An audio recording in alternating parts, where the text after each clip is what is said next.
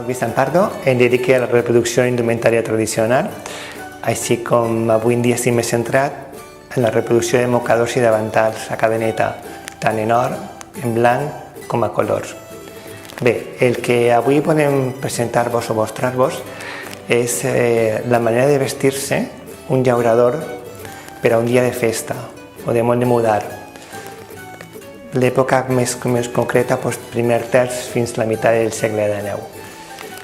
Començarem en Pedro, que és la persona la qual han triat per a fer aquesta mostra, i anirem explicant-vos.